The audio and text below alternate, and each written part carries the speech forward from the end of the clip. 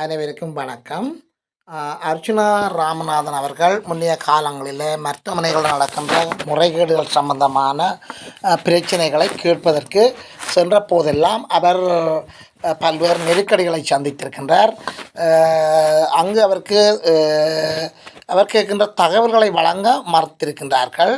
அப்போது அவர் ஒரு சாதாரண மருத்துவராக இருந்திருக்கின்றார். சாதாரண மருத்துவராக இருந்து கொண்டு இன்னொரு மருத்துவமனைக்கு போய் அவர் அந்த தகவல்களை எடுக்க முடியாது என்று சொல்லித்தான் குற்றஞ்சாட்டப்படுகின்றது. ஆனால் எவருமே எங்கும் எப்பவும் போய் தகவல்கள் எடுக்கலாம்.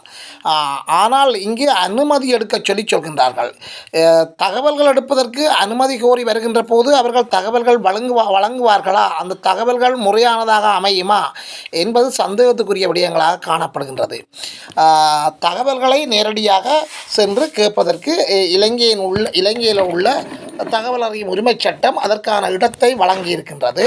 எப்பவும் எவரும் தகவல்களை வழங்கலாம். அவ்வாறு தகவல்கள் வழங்க மறுக்கின்ற பட்சத்தில் அது சம்பந்தமான மேன்முறையீடுகளும் செய்யலாம் என்றது ஒரு சாதாரண ஒரு குடிமகன் தகவல்கள் எடுக்க செல்கின்ற போது அந்த தகவல் மறுக்கப்படுமாயின் அந்த சாதாரண குடிமகன் மேல்முறையீடு செய்து அந்த தகவல் அளிக்காதவருக்கு எதிராக நடவடிக்கைகள் எடுக்கலாம். இந்த நிலையில் தற்போது அர்ச்சுனா ராமநாதன் அவர்கள் பாராளுமன்ற உறுப்பினராக, அதாவது மக்களினுடைய பிரதிநிதியாக அங்கு சென்றிருக்கின்றார்.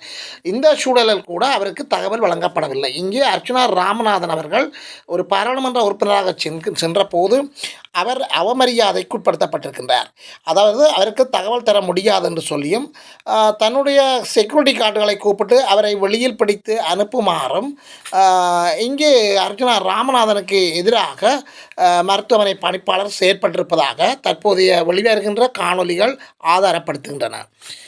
இதைவிட அர்ச்சுனா ராமநாதன் அவர்கள் தன்னை மிரட்டியதாகவும் தன்னை வெளிநாட்டுக்கு தப்பி ஓடுவதை தவிர வேறு வழி இல்லை என்று சொல்லியும் தன்னை சேரென்று அழைக்குமாறும் மிரட்டியதாகவும் யாழ்ப்பாண மருத்துவமனை பணிப்பாளர் செய்தியாளர்களுக்கு தன்னுடைய கருத்தை கூறுகின்றார். இதன் அடிப்படையில் தான் முறைப்பாடு செய்ததாகவும் இனிவரும் காலங்களில் இவர் போன்றவர்கள் மருத்துவமனைக்கு நுழைகின்ற போது அவர் வெளியேற்றப்படுவார் என்ற கருத்தை இப்போ ஊடக மையங்களுக்கு பேட்டி அளிக்கின்ற போது அவர் தெரிவித்திருக்கின்றார்.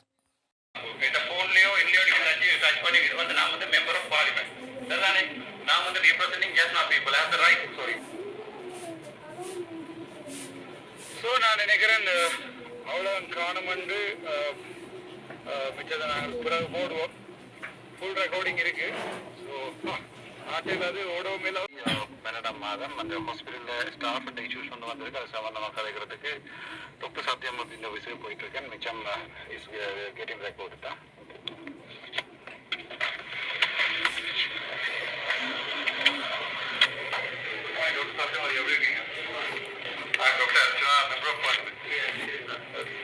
எந்த சின்ன இஷ்யூஸ் போய் கொண்டிருக்கு. அந்த HSA ஸ்டாஃப் வாலண்டியர் எடுத்துருக்காங்க போட்டிருக்கு. அதில் கொஞ்சம் கம்ப்ளைண்ட் தந்து கொண்டிருக்கிறாங்க. ரைட்டிங்கில் தந்துருக்கிறாங்க. அதுக்கு நீங்கள் ஏதாவது ரிப்ளை கொடுத்துருக்கீங்க? I'm a member of parliament, so I'm representing these people. You can represent, but okay. You can write me a letter. I don't have to write you. You are under me. I don't have to write you.